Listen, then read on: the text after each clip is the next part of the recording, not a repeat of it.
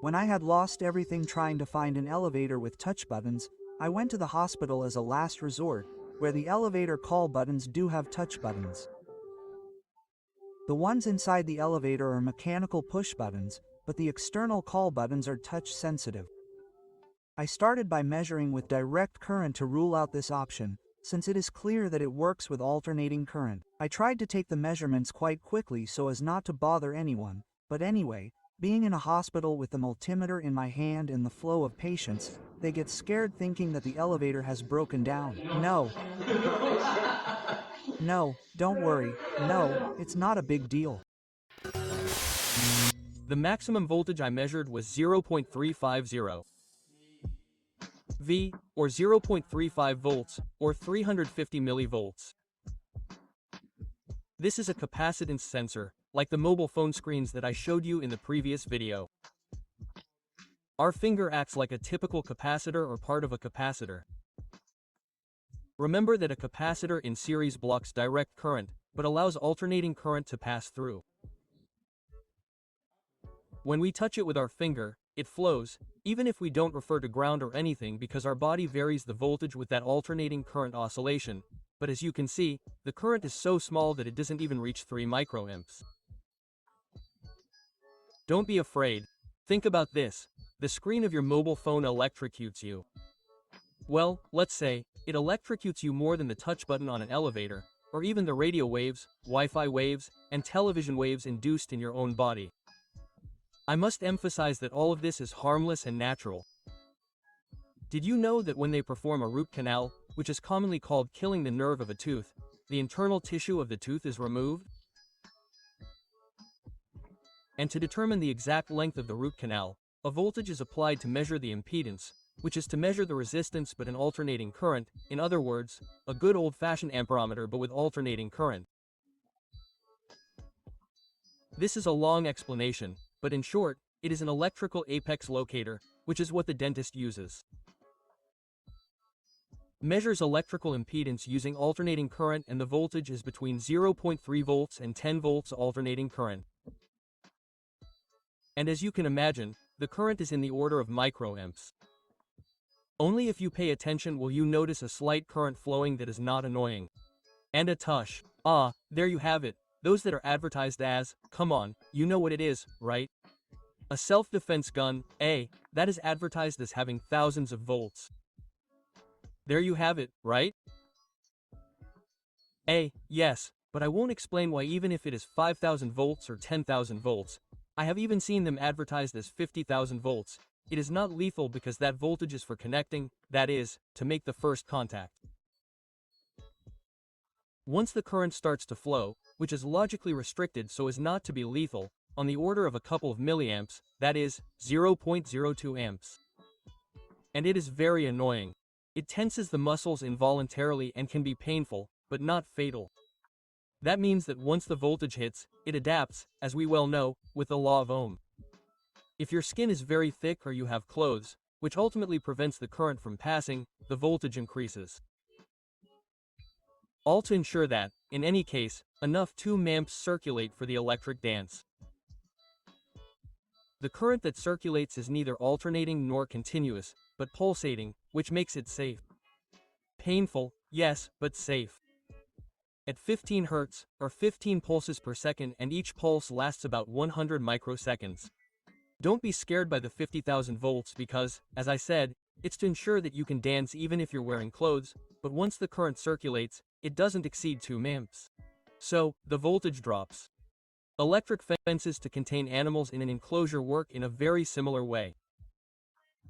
They have between 2,000 and 10,000 V. They are continuous pulsation, but in this case they are 1 Hz, that is, 1 pulse per second, which lasts a little more than 0.1 seconds, which gives enough time to detach. The difference is that the electric fence only scares you and makes you dance. This does not kill you, silly. In short, in this case, the voltage could be very high, but the one who takes the reins is the current that is limited. In case the resistance of the human body or of the animals, could increase due to whatever it may be, due to clothing, fur, whatever it may be, the voltages could have the capacity to increase to thousands of volts to guarantee that current, but it will not get out of control at many amps. That is how it is configured in the electronic circuit so that the discharge is safe. But before continuing with the tests in this video, the person who told me that the human body was like a semiconductor, and I told him in the first video of this series that it was a complex electrolytic material electrically speaking. You might think that it could act as a resistor depending on some parameters, also as a capacitor, but also as a source of energy. Well, among other things. I say this because of the electrolytic part. I think that if I put two distant points of the body through the internal part of the body, it could create a logically small potential difference, in microvolts or maybe millivolts. Well, I don't know, it would be a matter of testing it.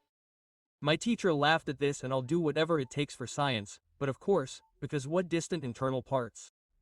You can imagine. I don't want to be explicit or scatological or anything. I'll just say that I'm going to measure a potential difference between the input and output of the human body. Let's say, as if I were measuring the voltage of a battery, positive and negative. Well, I don't know if it will be positive, negative, or I don't know what it will be. Electrically, we are electrolyte or not. Anyway, what one has to do for the channel, for the subscribers, for the teacher, okay? Hey, we have the positive here and the negative in the exhaust pipe. I put millivolts, 600 millivolts. I put the negative and the positive.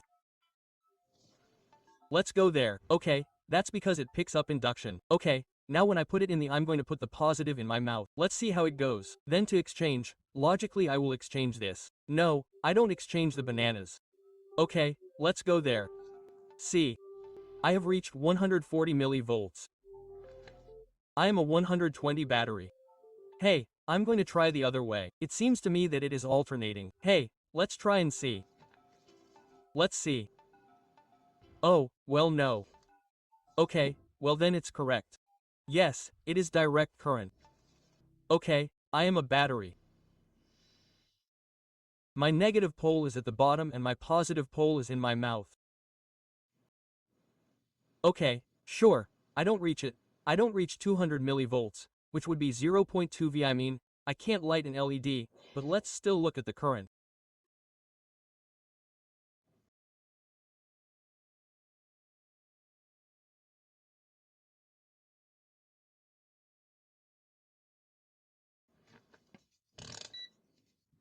Let's see. 1 microampere. Let's see.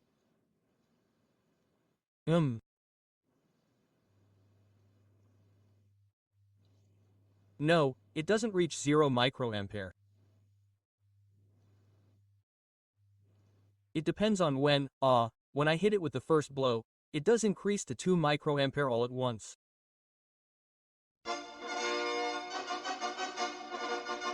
I'm a battery of 400 nanovolts. Well, this isn't entirely true because I couldn't develop 400 nW because in a short circuit there wouldn't be 0.177 volts, but I am a battery of 0.177 V, and what can I do with that? Well, nothing. Well, I remember a movie called 100 Human Feet. I don't know if you're familiar with it, and extrapolating this to the film, with a 100-foot distance of 8 people we could have the voltage of a 1.5 volts battery. Of course, the current would not exceed 2.5 microamps, or the person who is the bottleneck with the smallest current. So in the case of putting 11 people, I think that an LED would not light up, it would not be, well, at least not enough to be seen. And some people will say, well, it will be a matter of trying it. Well, yes, that's what my teacher usually tells me, but no, it's not worth it. I mean, it has no use. If I were on a desert island, I would think of many ways to produce electricity, useful electricity, and that is not one of them. The human body is not, because I also said that apart from being an electrical resistor, we are also a capacitor, and it would not be useful either, since the capacity would be very small for the distance. Well, I think it would be very small. Now we'll look at it because the distance where it has to be applied, in addition to altering it as resistance, would be a circuit, well, the human body, and as you've seen also with electrolyte. So anyway, let's see it. The capacitance meter is automatic. Okay, God, I'm going to put my tongue first, both on my tongue. It doesn't stay fixed, it doesn't detect when I put it. Oh, no, there, yes, look, on my fingers, yes. A. 4 nanofarads, 4 and a bit. The capacity is increasing. It must be, but since it has the electrolyte, well, let's say it's not a reliable capacitor. Just like the resistance of the human body is not reliable either, it's not a fixed and non-variable figure. I mean, the body goes crazy, right? It's not useful as an electronic component, right? Well, now it stays at 3 nanofarads.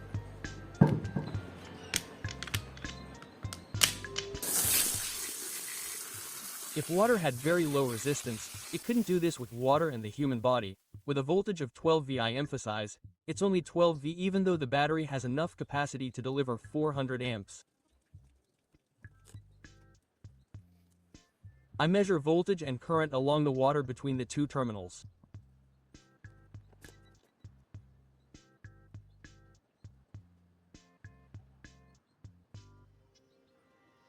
Okay, now it's dry. Let's test it. Hey, you see that now even if I put the voltmeter in, it doesn't give voltage anymore, it's not dry. This here, it doesn't.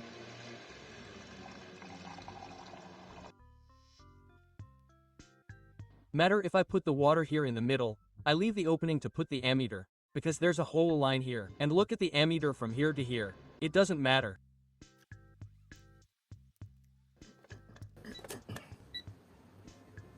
"6 volts.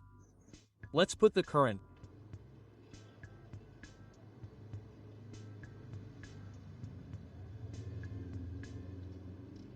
It's dried out on that part there.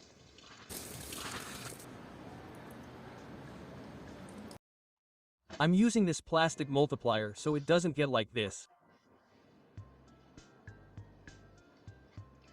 It dries very quickly. Let's do something. I'm going to add salt. Okay.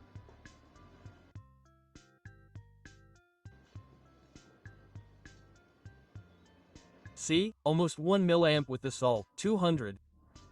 No, milliamps, right? Yes, 200 microamps. But it dries very quickly. Here, here. And here.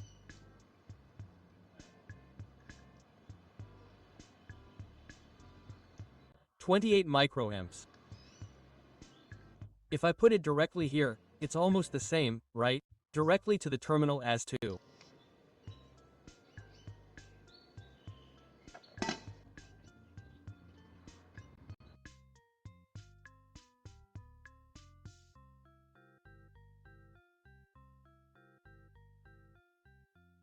Zero because now it's short-circuited because the water has touched there and it no longer passes through the same terminal. It has already passed directly through the same terminal, and there's no way to put more milliamps or amps into the human body without it being harmful or fatal. Well, it depends on the exposure time and the area, but when I tell you how to do it, you'll see how it sounds to you like what I'm talking about. And that's a defibrillator that technically inserts between 10 and 20 amps into the body. 20 amps or 20,000 mamps. Be careful, you have to focus your hands on your head, okay? But only for 5 milliseconds. We're talking about a time 200 times shorter than a second. Indeed, it is something exceptional that serves to restart the heart, right? Because otherwise you can't do it, you wouldn't achieve it. It is a very strong shock, but very brief. Furthermore, this device does not apply a voltage randomly, no. In fact, they are called semi-automatic.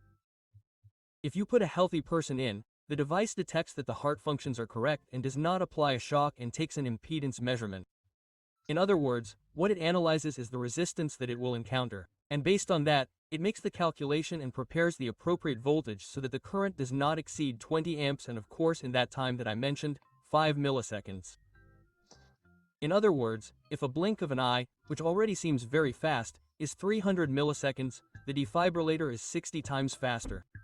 In other words, in a blink of an eye you could perform 60 defibrillations. Note that if we were to apply only 0.1 amps instead of 20 amps, which is 200 times less, we would be in the other neighborhood for just 30 seconds.